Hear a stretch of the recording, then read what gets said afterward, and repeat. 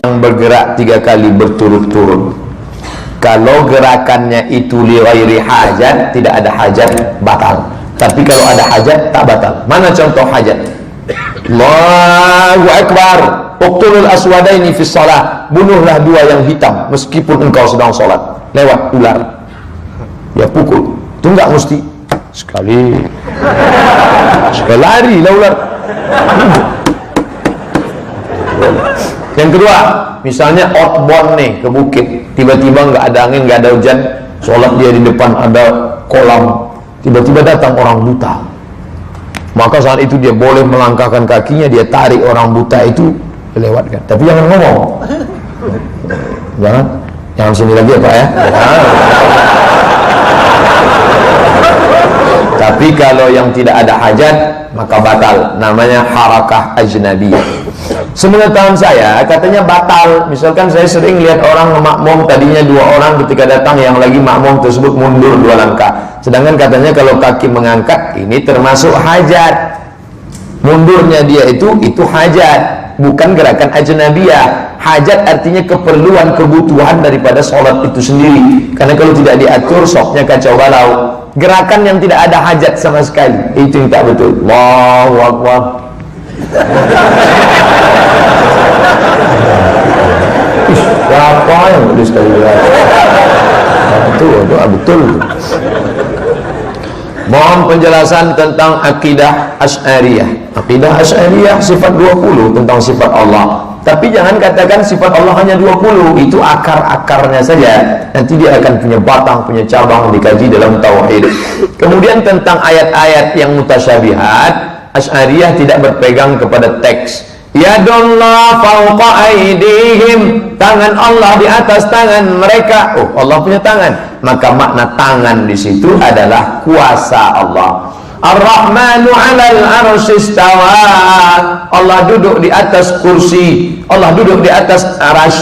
Bukan maknanya Allah duduk di atas arasy, Allah maha kuasa sampai arasy itu pun dikuasainya. Itu takwil untuk menjaga jangan sampai mentajissimkan, memfisikalisasikan Allah. Karena kalau sampai Allah disamakan dengan makhluk, batallah imannya karena 2 ayat. Walam yakul lahu kuhuwan ahad. Ayat 1 lagi, laisa kamitslihi syai'un, tidak ada satu setara dengan Allah. Pak Ustadz, saya seorang wedding photographer, foto kawinan. Apa hukumnya kalau saya harus memotret pernikahan pasangan non-muslim di tempat ibadahnya? Jangan, karena sedikit banyak matamu memandang, telingamu mendengar,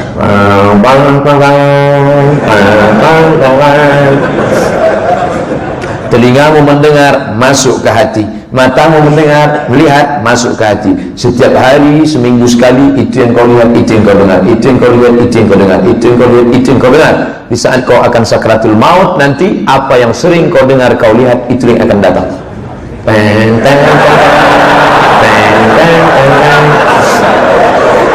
Makanya sering-sering dengar MP3 Quran, sering-sering dengar suara azan. Apa yang terngiang di telinga, itulah nanti yang akan. Kalau dia selalu dengar tadi Ar-Rahman, Ar-Rahman 'allamal Qur'an, khalaqal insan, 'allamahul bayan. Pas kita sedang nyetir atau sedang naik motor atau sedang di jalan, pasti datang suara ayat itu terngiang-ngiang, atau bahkan pas mau tidur, dia memori yang terus berputar.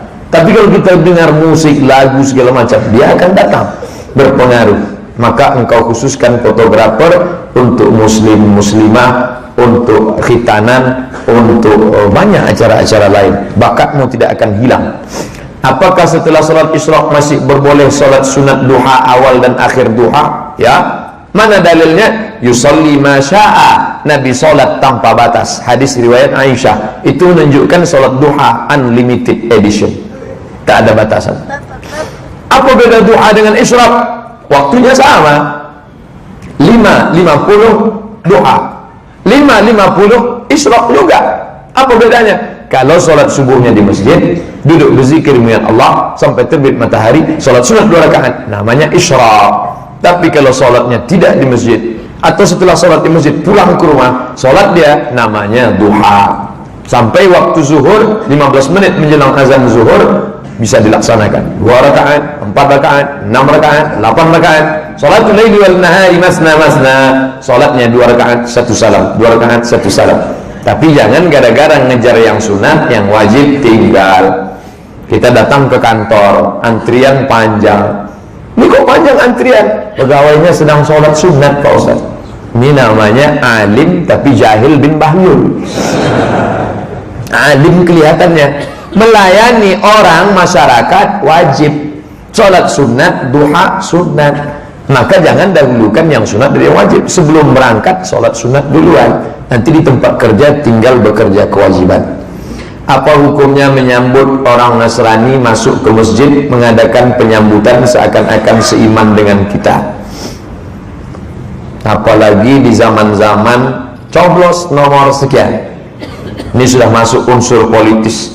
Jangan sampai ada orang non-muslim masuk ke masjid kita, karena bukan sekedar masuknya, tapi sudah simbol. Apalagi sampai dialu-alukan, dimuliakan. Pengurus masjid bertanggung jawab di hadapan Allah Subhanahu wa ta'ala.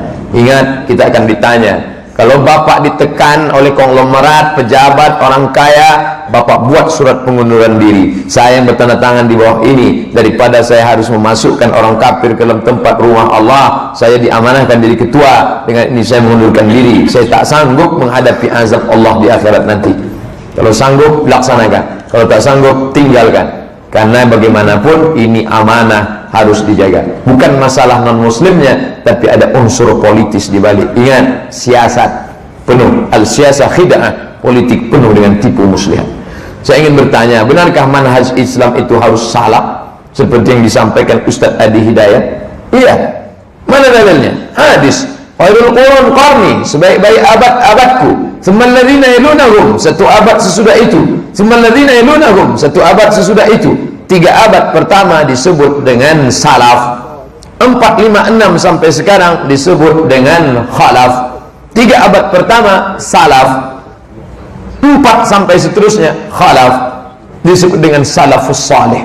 Nah, apakah Asy'ari itu salaf? Asy'ari tidak salaf. Dia abad keempat, 5, dia khalaf, tapi dia ambil dari salaf. Imam Al-Ghazali meninggal 505, tidak salaf, tapi dia mengambil dari salaf.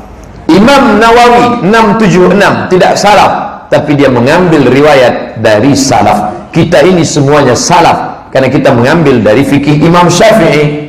Tadi baca kunut subuh, Allahumma hdina fi man hadait. Salaf apa enggak salaf? Salaf. Kenapa? Karena Imam Syafi'i berkunut sampai meninggal dunia. Diriwayatkan oleh murid-muridnya dalam kitab Al-Muzani, Al-Buwaiti menyebutkan itu. Maka mengikut Imam Syafi'i, mengikut salaf. Karena Imam Syafi'i meninggal 204 adalah salaf, salafus salih.